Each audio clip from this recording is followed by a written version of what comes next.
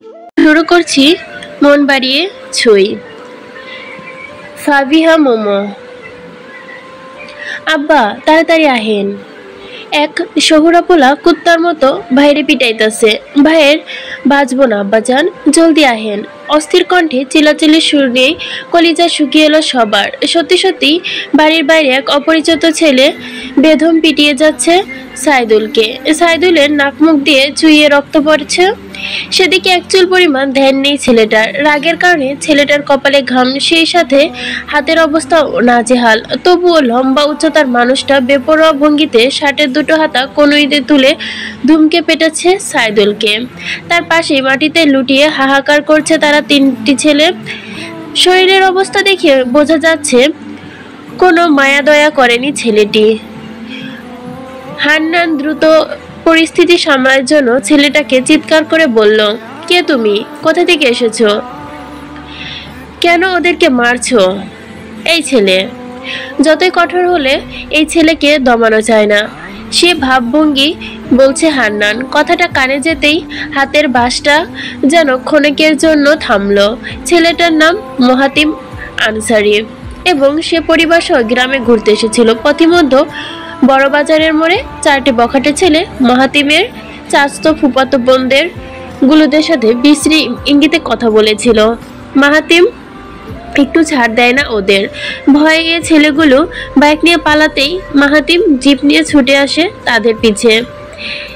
একেবারে বাইকের সব কয়টাকেই মাটিতে ফেলে বাঁশ তুলে অনবরত পিটিয়ে চলেছে সে। হইচই হট্টগোল, গ্রামের লোকরা জড়ো হতে শুরু করে দ্রুত। একজন দৌড়ে গিয়ে জমিদার মোল্লাকে ডেকে আনে।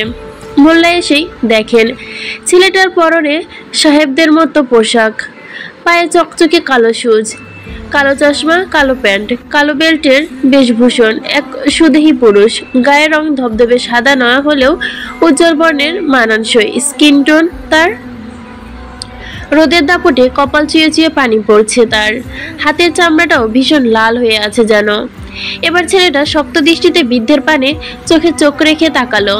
একজোড়া চোখে এক ভয়ঙ্কর তেজ দেখে হান্নান চট করেই ছেলেটার হাতে থেকে বাঁশ ছিনিয়ে ছুঁড়ে ফেলে দেয়। তৎক্ষণাৎ আবার পরিচিত কাউকে জিজ্ঞেস করলো। ছেলেটা বিরক্তিতে চুরমার হয়ে গেল।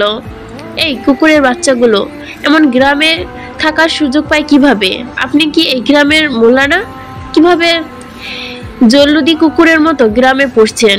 ওদের বাপ টাকা দেয়, সব কয়টাই শালা। হান্নান চকিত দৃষ্টিতে ছেলেটির দিকে তাকাবে অমনি পেছন থেকে শো শো করে দুটো মাইক আসার শব্দ হলো। ধুপ ধুপ হৃদযন্ত্র চলতেই বৃদ্ধ তৎক্ষণাৎ তরমুজের মতো চক্ষু করে ফেললো। অবাক হতবাক কৌতূহল দৃষ্টিতে দেখলো এক পৌরা ও ছোট্ট ছেলে বাদে চাদরটে ছেলে। তিনটা মেয়ে সমস্বরে দৌড় লাগিয়ে চেঁচিয়ে আসছে, মাহাতিম ভাই, আর ইউ ওকে? মাহাতিম সেদিকে লক্ষ্য রেখে রক্তাক্ত হাতের মুঠো থেকে বৃদ্ধা আঙ্গুল তুলে ইশারায় সুস্থ আছে বোঝালো। ততক্ষণে দৌড়ে ভিড় হাঁটিয়ে একেবারে মাহাতিমের পাশে এসে দাঁড়ালো ভাই বোন ও বোনগুলো তাড়াতাড়ি মাহাতিমের হাত টেনে পানি ঢেলে রুমাল টিস্যু চেপে ধরলো। সেই সাথে হাতের ঘড়ি খুলে নিল। অস্থির হয়ে ভাই ও বন্ধুগুলো বারবার জিজ্ঞেস করতে লাগলো, ব্রো তুমি ঠিক আছো? কোনো চোট লাগেনি তো? হাতে খুব ব্যথা করছে? স্কাউন্ডেল, এক চোট দিব নাকি? মাহাতিমের ইশারায় ওদের উত্তেজিত অবস্থা থামিয়ে দিল। ঠান্ডা ও শান্ত হতেই বলল।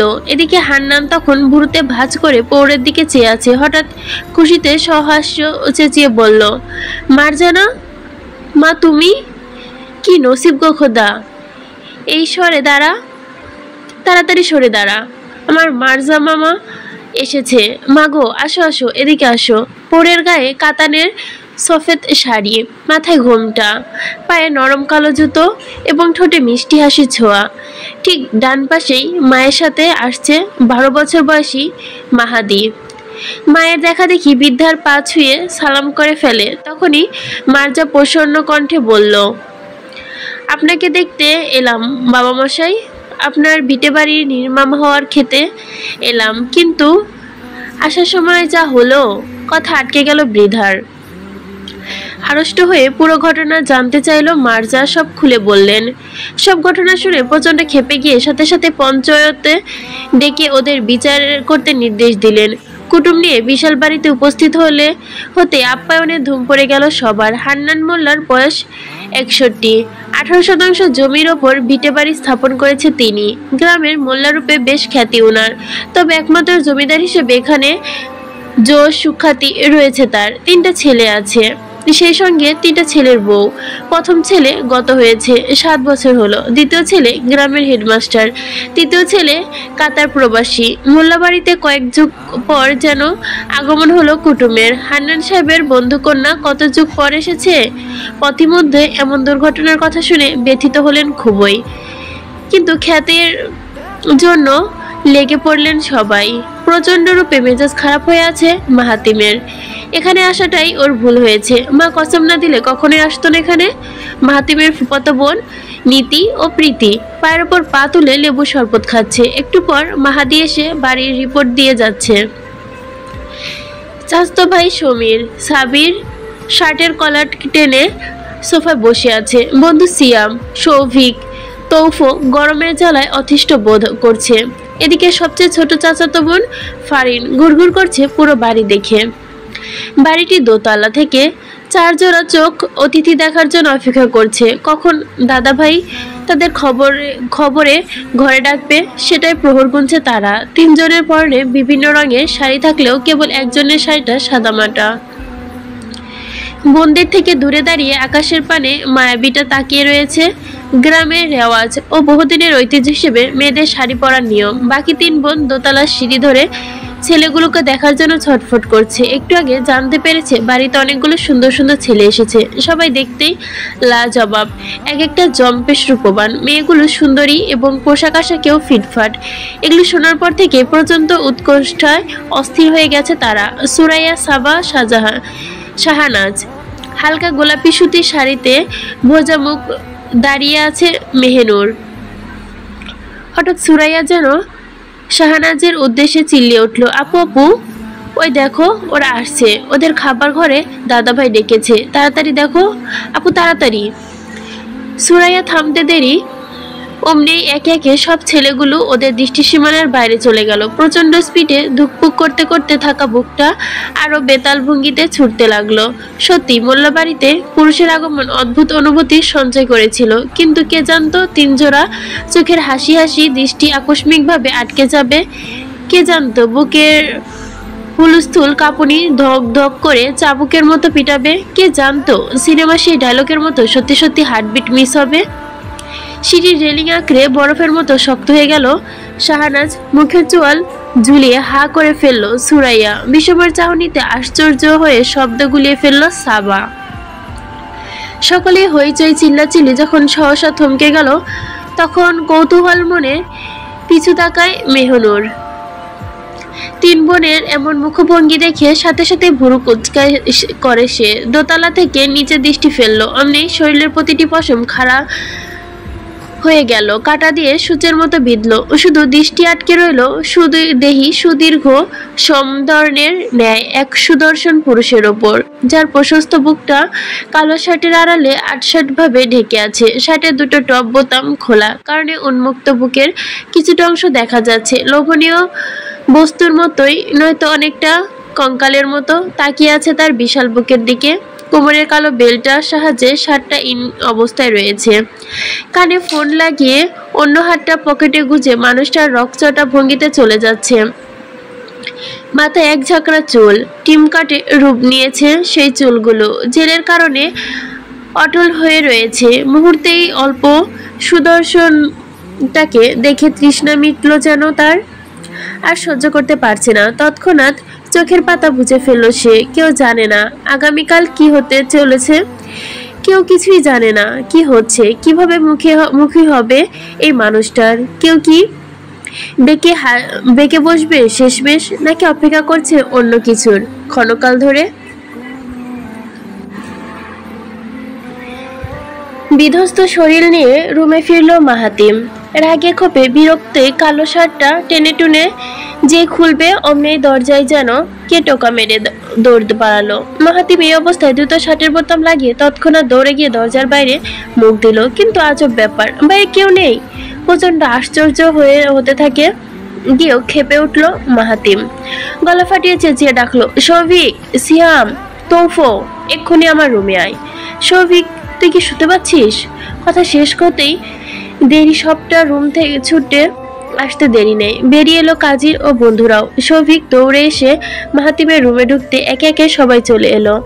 মাহাতিম তখন শার্টের বোতাম খুলতে ব্যস্ত, চোখে মুখে বেজায় রাগ ফুটিয়ে ক্রুদ্ধ স্বরে বলল, তোদের মধ্যে কেউ কি আমার সাথে ফাজলামি করছিস? যদি করে থাকিস একেবারে খুন করে ফেলবো বলে দিলাম। এখনো সময় আছে, ফটাফট বল কে করেছিস এই কাজ?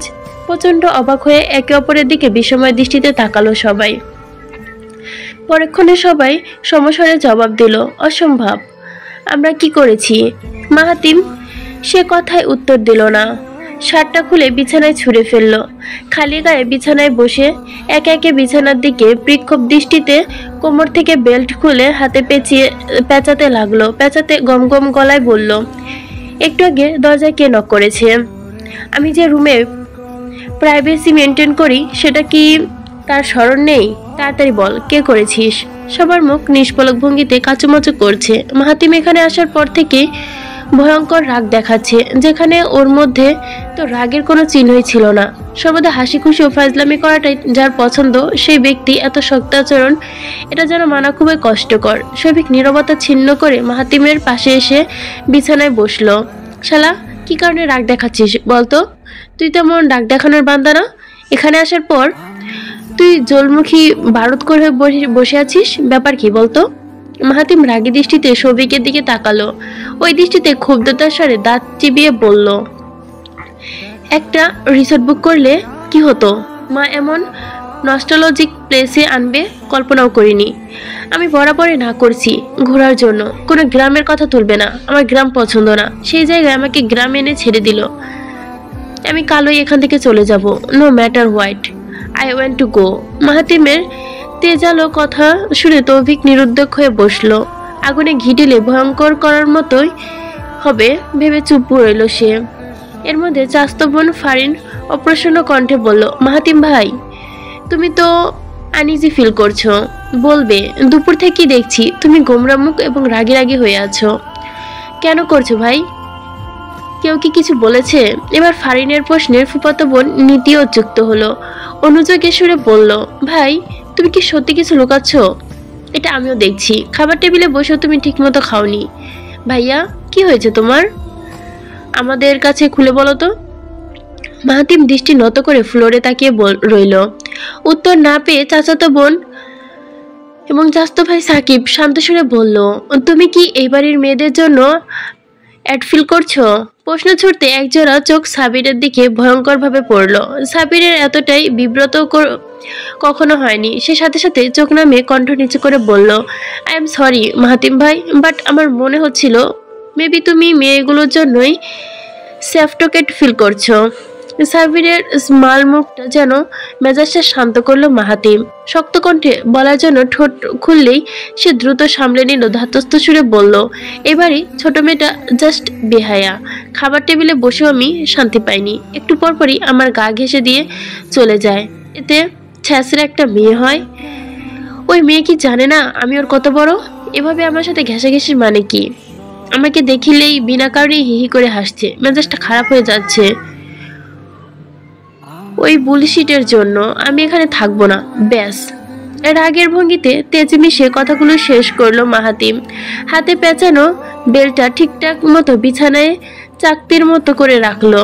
তেজালো সুরে নীতিকে উদ্দেশ্য করে বলল, ল্যাগেজ থেকে আমার টি শার্টটা দে নীতি, আর লেফট সাইডে ট্রাউজার পাবি। নীতি বড় ভাইয়ের আদেশ মতোই কাজ করতে থাকলো। বাকিরা নিজেদের মতো চাওয়াচাওয়ি করতে থাকে। ইশারায় কিছু কথোপকথন সেরে মাহাদীপের দিকে দৃষ্টি দিল সবাই।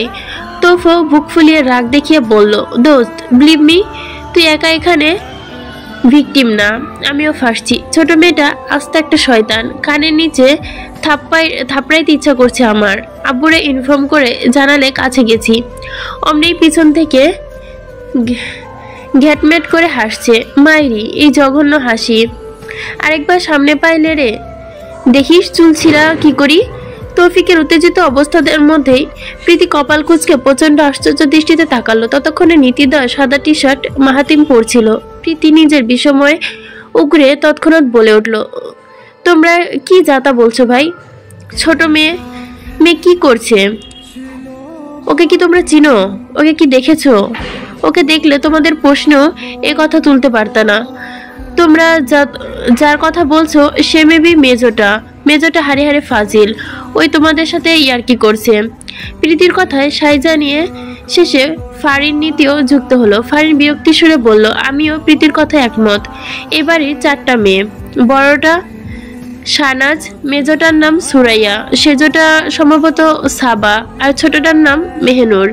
তুমি কি মেহনুরকে দেখছো? আচ্ছা, মেহনুরকে দেখতে কেমন বলো তো? মাহাতিব ফট করে উত্তেজিত কণ্ঠ ঠোঁট খুলে বলল, আমি নাম ধাম জানি না। লাল শাড়ি পরেছিল, কপালে খাচ্চরের মতো বড় একটা টিপ দেওয়া, আর চোখটা মেবি বড়।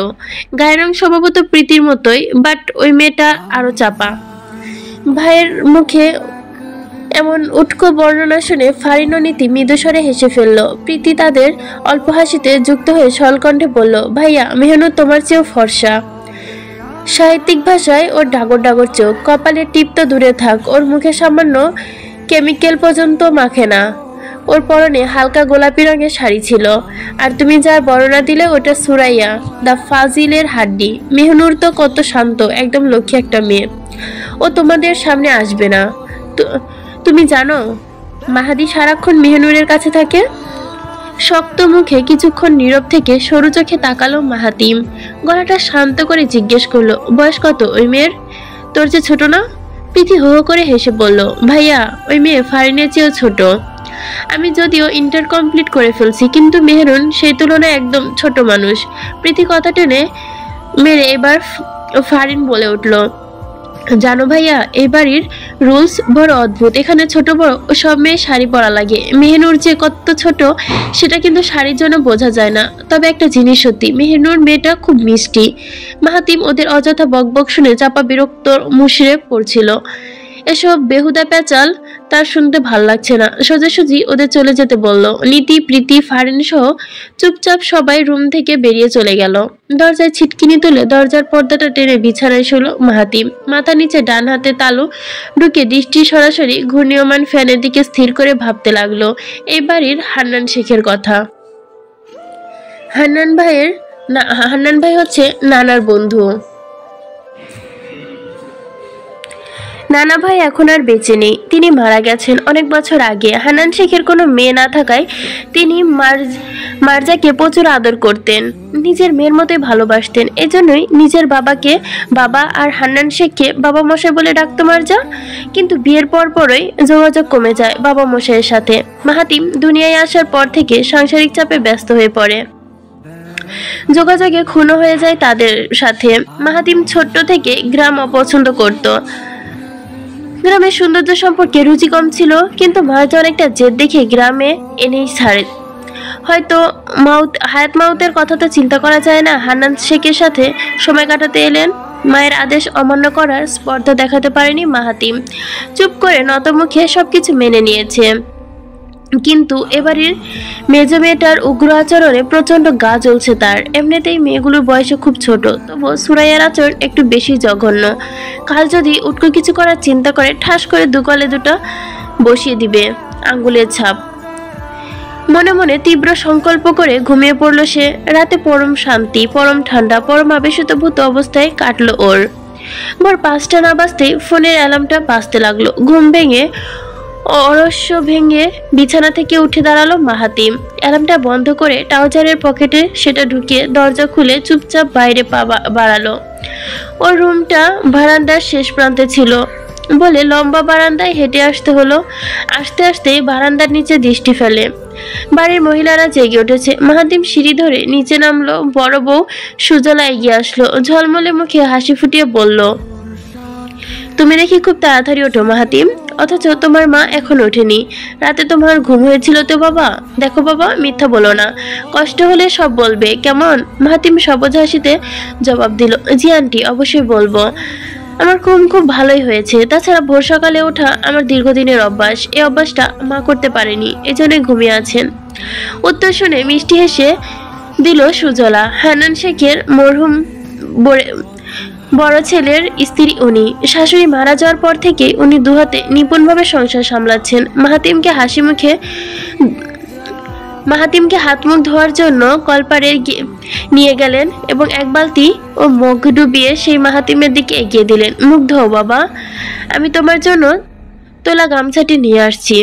মাহাতিম মগটা নিয়ে দ্রুত হাত মুখ ধুয়ে ফেললো। পুরোপুরি ফ্রেশ হয়ে সুজলা দেওয়া গামছাটায় হাত মুখ মুছে ফেরত দিল। সুজলা ভেজা গামছাটা নিয়ে চলে গেল। মাহাতিম বাড়ির ভেতর ঢুকে ঘুরে ঘুরে সবকিছু দেখতে লাগলো। বাড়িটা বেশ পুরনো হলেও বেশ সুন্দর। দোতলা বাড়ি, ঠিক মাঝখানে আঙিনা। আঙিনার উভয় পাশে দোতলা থেকে নামার জন্য দুটো সিঁড়ি।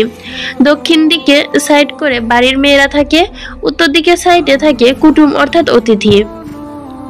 মাহাতিম নিজের রুমে আসতেই জানালার পর্দা সরিয়ে আলোচিত করে দিল। পকেটে দুহাত গুজে আকাশের দিকে দৃষ্টি ফেলে তাকিয়ে থাকলো। স্নিগ্ধ আকাশে ঠান্ডা হওয়ায় মাহাতিমের মন মাতাল হচ্ছিল। হঠাৎ কিছু দূরে একটা বাংলা ঘরের দিকে দৃষ্টি আটকালো। কপাল কুঁচকে এলো ওর। সেই বাংলা ঘরটাই টিনের ছিল এবং জানালাও ছিল মস্ত বড়। জানালার ডান দিকে হেলান দিয়ে গোলাপি শাড়ি পরুয়া একটি মেয়ে কি যেন করছিল। মাহাতিমের ওই সামান্য দৃষ্টি যেন প্রচন্ড কৌতূহলে চনমনিয়ে উঠল। সে দেখলো মেয়েটার হাতে বই এবং মুখের ওপর চুল আছড়ে পড়েছে। ব্লাউজের রং রানী গোলাপি কালারের এবং হাতা কনুই পর্যন্ত চুলের পাহাড় এত দীর্ঘ যেটা সম্পূর্ণ চোখ ধাঁধানো। এত দীর্ঘ কেশের মেয়ে মাহাতিম কোনোদিন দেখেনি। চোখ দিয়ে অ্যানালাইসিস করে অনুমান করে মেয়েটি চুল কমপক্ষে হাঁটুর নিচ পর্যন্ত হবে, কিন্তু ফেসটা একদমই দেখা যাচ্ছে না। বাতাসের জন্য চুলগুলো যেমন বেহায়া মতো উঠছে। ওই বাংলা ঘরে জানালা দিয়ে মাহাতিম কতক্ষণ তাকিয়েছিল জানা নেই। পেছন দিক থেকে মাহাদি ভাইয়া বলে ডাক দিতেই সবিত ফিরে পেল মাহাতিম। দৃষ্টিভঙ্গিতে চমকে উঠল। মাথা পেছনে ঘুরিয়ে ছোট ভাই মাহাদিকে থ্রি কোয়ার্টার প্যান্ট আর পোলো শার্ট পরে দাঁড়িয়ে আছে। মাহাতিম স্বাভাবিক দৃষ্টিতে জিজ্ঞেস করলো, রাতে কোথায় ছিলি, কার কাছে ঘুমিয়েছিলি? মাহাতি চুপচাপ বিছানায় বসলো, আপুর কাছে। মাহাতিম জানালার দিকে আরেকবার তাকিয়ে মাহাদির দিকে দৃষ্টি আনলো। কোন আপু? মাহাতিম প্রশ্ন করছিল ঠিকই, কিন্তু তার দৃষ্টি বারবার জানালার বাইরে ছুটে যাচ্ছিল। অজানা মেয়েটার মুখ দেখার জন্য মন প্রচন্ডভাবে আনমন করছিল। মাহাতি ব্যাপারটা লক্ষ্য করতেই তড়িৎ গতিতে দৌড়ে এসে মাহাতিমের পাশে এসে দাঁড়ালো। মাহাতিমের দৃষ্টি লক্ষ্য করে বাইরে তাকাতে অমনি মাহাতির ঠোঁটে হাসি ছলছল করে উঠল। খুশিতে উচ্ছ্বসিত হয়ে বলে উঠল, এটা তো মেহনুর আপু। আপু এখানে? আর আমি আপুকে তো কত জায়গায় খুঁজে আসলাম। আচ্ছা ভাইয়া থাকো, আমি যাই। বলতে দেরি অমনি অস্থির হয়ে যাওয়ার জন্য পা বাড়াতে মাহাতির দেরি হয়নি, কিন্তু পেছন থেকে হাত টান লাগতেই থমকে যায় সে। মাথা ঘুরিয়ে হাতের দিকে তাকিয়ে দেখে মাহাতি তার হাত টেনে ধরেছে। অন্য হাতটা তখনও পকেটে গোজানো। মাহাতিমের চোখ শক্ত, দৃষ্টি দেখা যাচ্ছে। মাহাতির ছোট্ট একটা ঢোক গিলে ভীতু চাহনিতে ভাইয়ের দিকে কম্পিত স্বরে বলল, ভাইয়া তুমি আমার হাত ধরেছ কেন? মাহাতিম শূন্য উত্তরে কাঠ হয়ে রইল। সে চোখ রাঙিয়ে তাকালো। চোখ রাঙিয়ে তাকাতেই 13 বছরের বয়সী মাহাদি মারাত্মক ভয় পেয়ে যায়। ভয়াত্মক কণ্ঠে বলে, ভাইয়া মেরো না, আমাকে মেরো না, হাত ছাড়ো ভাইয়া। মাহাদির অবস্থা দেখে রাগ কি করবে, উল্টো পেট ফাটা হাসি পাচ্ছিল মাহাতিমের। কোন রকমে হাসি আটকে কাঠিন্য মুখে বলল, এই মেয়েটা টিনের ঘরে কি করে? মাহাতিম অমন শক্ত কণ্ঠ শুনে ঠোঁট ভিজিয়ে ঢোক গিলল মাহাদি। চোখ নিচু করে ভীতস্বরে বলল, আপু অনেক বই পড়ে ভাইয়া, আপুর কাছে প্রচুর বই আছে। উত্তর শুনে কপালটা ভাঁজযুক্ত করে মাহাতিমের। সে আবার জানালার বাইরে দৃষ্টি দিয়ে দেখলো মেহনুর একই ভঙ্গিতে বই পড়ছে। দৃষ্টি ফিরিয়ে মাহাদি গম্ভীর কণ্ঠে বলল, যা এই মেহনুরকে আমার কাছে নিয়ে আয়। আদেশ শুনে চাকিত ভঙ্গিতে প্রশ্ন করলো মাহাদি, কেন ভাইয়া? ভুলেও মেহনুর আপু এখানে আসবে না, সে ছেলেদের সামনে আসে না। আজব, তোকে কোন দিক দিয়ে মেয়ে লাগে? মানে তুই কি মেয়ে? ও যে তোর সামনে আসে, রাতে তোকে নিয়ে ঘুমাতে পারে, সেগুলো মানে কি? মাহাদি মুখ ফুলিয়ে বলে, আমি ছোট না, আপু আমাকে আদর করে, রাতে ঘুমালি কিভাবে? তোর তো সব ভালো না। মাহাতিম ততক্ষণে হাত ছেড়ে দিয়ে মাহাদি চুপচাপ কাচুমাচু ভঙ্গিতে বলল, আপুর রুমে 2টা বিছানা ছিল ভাইয়া। আপু জানালার পাশেটায় ঘুমিয়েছে, আমি অন্যটায়। ভাই আমি যাই? মাহাতিম হ্যাঁ বোধক করতে মাথা নাড়িয়ে যেতে বোঝায়। অমনিতেই ছুট লাগায় মাহাদি, দৌড়ে পালায়। সকালে সূর্যটা পূর্ণমায়ায় উদ্দীপ্ত হলে সবাই নাস্তা সেরে যার যার রুমে চলে গেছে, কিন্তু বিছানায় বসা মাত্রই নিচ থেকে একটা চিল্লাচিল্লির আওয়াজ ভেসে আসে। সবাই হকচকিয়ে ওঠে। এমন জোরদার টোর শুনে কেউ রুমে থাকতে পারে না। হইচইয়ের আওয়াজ মাহাতিমের কানে আসে। ঠিক সে কেন গলা ফাটিয়ে কথা বলছে কেউ। কি হয়েছে? নিচে কাকে এমন ভয়ঙ্কর গলায় বকছে? মেহনুর আয়নার সামনে দাঁড়িয়ে চুল আঁচড়াচ্ছিল। মাথার মাঝখানে সেটি তুলে একটা খেজুর বেনি করার চিন্তায় ছিল। ঠিক তখনই জেঠাতো বোন শাহানাজ তীব্র উৎকণ্ঠায় অস্থির হয়ে দরজা দিয়ে উকি দিল। সুরাইয়াকে বাঁশ দিচ্ছে মেহনুর। তাড়াতাড়ি নিচে আয়, আমি দাদাভাইকে ডাকার ব্যবস্থা করতে চাই। জলদি নিচে আসার পরিস্থিতি সামলা তুই। মেহনুর ভুরু কুচকে তৎক্ষণাৎ চিরুনি থামিয়ে ফেললো। ড্রেসিং টেবিলে চিরুনি রেখে প্রশ্নাত্মক সুরে বলল, কি হয়েছে বুবু? বাঁশ দিচ্ছে মানে কি? শাহানাজ